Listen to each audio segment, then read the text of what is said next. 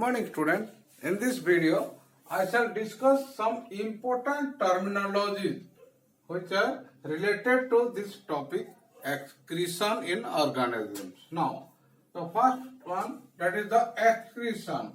Now, what is excretion? Now, the removal of the toxic waste produced by the metabolic processes in the organisms. These wastes are to be removed from the body because if they will remain inside our body for a longer period, then it will cause harm to our body. So that is why the removal of these toxic metabolic wastes from the body of an organism is called excretion. And it is one of the most important process because we must have to remove these metabolic waste periodically from the body. Otherwise, it may cause harm to our body. Now, next one, there is the egestion. We sometimes confuse this excretion with egestion because excretion and egestion, these are two related terminologies. But egestion, it is the removal of undigested food materials from the body of an organism. It is the part of the nutrition process where these are the food, undigested food, because whatever food we take, part of the food material remain undigested, and these undigested food materials are not at all required for our body.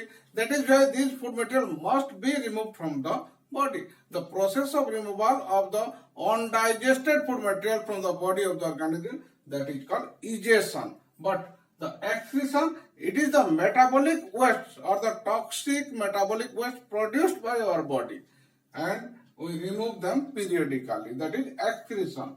Now, so that is why there is no confusion regarding egestion and excretion.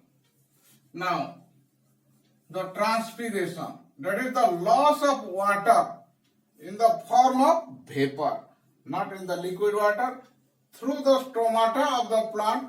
That is called the transpiration because the water is produced by the process of respiration in the plant, and normally the water which are also taken by the roots and they are transported to the different parts, and for the creation of the transpiration pool, this pressure or the force which is essential for the movement of water. So that is why this transpiration is also an important process which is going on in the plant and which helps in the removal of the water vapor from the body, which is a toxic, which is a waste product produced during respiration. But they are also utilized by our body. Now, next is the raphides. Now, what are raphides? These raphides are nothing but the solid waste which are produced and stored in the fruits of some plants like your jamaican, etc. Then these plants, they store these solid waste in the fruit, and when the fruit is ripened or when the fruit is matured, it is normally removed or it is normally fallen from the plant, and along with the fruit, these wastes are removed from the plant. Now next one, the gums and the resins. These gums and resins, these are the liquid wastes which are normally secreted by the plant, and they are continuously removed from the plant by the process of secretion, or they are normally secreted there and they are normally comes out just below the bark of the plant. Now, contractile vacuole. Now, in case of amoeba, amoeba is an unicellular organism, and in case of amoeba, it also produces some metabolic waste inside it. So, these wastes are normally removed from the body by the vacuole, and these vacuoles are called contractile vacuole. They normally collect the nitrogenous waste from the cytoplasm of the amoeba, and the excess water, if they are the excess water and the nitrogenous waste, they are periodically removed from the amoeba, by the or with the help of this contractile vacuole. So this is a special type of vacuole, just like a water vacuole, then the food vacuole, and this is the contractile vacuole. It also helps in the process of osmoregulation, or it helps in the osmoregulation or regulating the osmotic pressure in the cytoplasm of amoeba. Now next one, that is your nephridia. The nephridia, it is another important organ which is present in the body of earthworm. So it is the excretory organ. That means this organ helps in the removal of the nitrogenous waste material in the form of urea, and these are present in the earthworms. Earthworm belongs to phylum Annelida, and which help to remove the nitrogenous waste from the body. So these organs are called nephridia. Of course, there are different types of nephridia, the septal nephridia, integumentary nephridia, pharyngeal nephridia, etc. But these nephridia, they help in the removal of the nitrogenous waste material from the body of the organism, particularly in case of earthworm. Now next one, ammonotelism. The ammonotelism is the phenomenon of the process, the removal of the ammonia as the nitrogenous waste. The ammonia NH3. This ammonia, which is the nitrogenous waste produced in some organisms, and if they are removed in the form of ammonia gas or in the gaseous form from the body, they are highly soluble. Of course, they are toxic, but these are normally removed from the body in the form of ammonia, and mostly it occurs in the aquatic animals like your fish. The fish and other aquatic animals, they normally release the nitrogenous waste in the form of ammonia, and the ammonia is highly soluble in water. So that is why they directly diffuse into the water body or into the water and removed from the body. Now next is the ureotelism. Some animals, they normally excrete the nitrogenous waste in the form of urea. So removal of the urea, which is another nitrogenous waste, as the nitrogenous waste in terrestrial animals. Normally, the terrestrial animals, including human being, in case of human being, normally they excrete the nitrogenous waste material in the form of urea. So that is called ureotelism. Now the last one, that is the uricotelism. Then some animals, they remove the nitrogenous waste in the form of uric acid. And these uric acids are normally solid or semi-solid nitrogenous waste, and this is the adaptation of the aerial animals like your birds and reptiles. These are semi-aerial, and the nitrogenous waste like ammonia, urea, they convert into the solid uric acid, and it is the adaptation for conservation of water. So that is why here no need to excrete uric acid in the form of water or liquid. So that is why water is conserved here. The birds do not remove the uric acid or urea in the form of liquid, but they remove them in the form of solid uric acid. So that is why they do not pass urine, or urine formation does not occur in the case of birds, and a lot of water is conserved due to this. Now the next one, that is the excretory system. Then what is this excretory system? Now the organs which are involved in the process of excretion in the organisms, particularly in the animals, they are collectively known as the excretory system. So number of organs which are involved in the process of excretion, particularly the kidney, the ureter, the urinary bladder, urethra, etc. These are the different parts of the excretory system. Next, the kidneys. Now, what are the kidneys? The kidneys are the bean-shaped organ present in the abdominal cavity, and which helps in the removal of the urea from the blood in the form of the urine. Normally, it helps in the filtration of the blood and removal of the toxic waste like your urea and other substances from the blood, and they remove to the outside in the form of urine. So these are the paired organ. A pair of kidneys are present in the abdominal cavity on either side of the vertebral column. We shall study in detail about this structure of the kidney. Now next, ureter.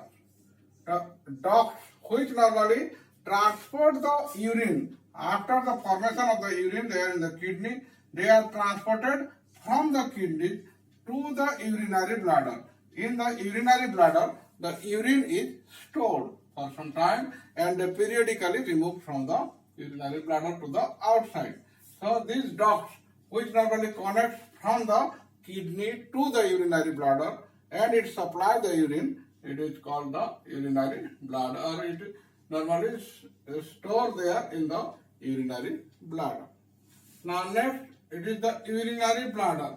It is the sac-like structure which normally stores the urine. After the formation of the urine in the kidneys, they are transported to the urinary bladder through the ureter, and the urinary bladder which an elastic bag or elastic sac-like structure which stores the urine for some time. After that, periodically urine is discharged from the body to the outside. Now next is the urethra. It is the opening through which the urine is discharged from the body or from the urinary bladder to the outside periodically, not continuously. But when the urinary bladder is filled up, then it is removed, or when we need it, then we remove the urine from the body through the urethra. Now, micturition. It is the process or it is the act by which we remove the urine from the body of the human being particularly. So that is called your urethra, the opening. So urethra has the sphincter muscle, and this sphincter muscle which controls the removal of the urine. And this process of removal, that is called micturition. So this micturition process, it is a voluntary as well as involuntary process. Voluntary means when we want to discharge the urine, we can discharge it by relaxing the sphincter muscles. But when the urinary bladder will be totally filled up, then automatically the pressure releases the urethra and the urine is discharged. So that is why it is voluntary as well as involuntary in nature. That means when it is filled up, automatically the urine will be discharged. And sometimes when it is not filled up, still then, if we discharge or need to discharge, then we can discharge the urine. So that is why this micturition, it is a voluntary as well as involuntary process. Sometimes it is asked why micturition is voluntary as well as involuntary process. Now next, the nephron, the excretory unit present inside the kidney, which having the different parts like your Bowman's capsule, glomerulus, loop of Henle, etc., the collecting duct. So this unit of the excretion or the excretory organs or the excretory system, that is called nephron. And we shall study in detail about the structure of the nephron. The anterior-most part, that is the Bowman's capsule, where the glomerulus is present, and the next, the loop of Henle, after that the collecting tubule. So we shall study in detail about this nephron later on. Now what is this Bowman's capsule? It is the cup-like structure which is present in the uppermost part of the nephron, which helps in the filtration process, and this nephron contains, inside the Bowman's capsule, it contains the glomerulus. Glomerulus are the capillary network which is present inside the Bowman's capsule and which helps in the filtration of the blood and remove the toxic waste like urea from the blood. Now, there is another important terminology which is commonly used in case of defect of the kidney or in case of failure of the kidney, that is called dialysis and dialyzer.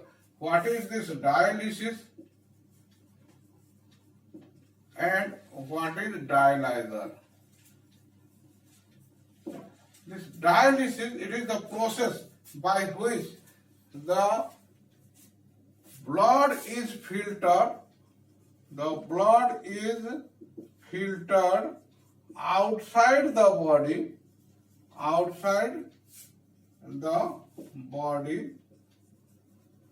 by a machine, and that machine, the machine which is used to filter the blood outside the body, this machine is called the dialyzer.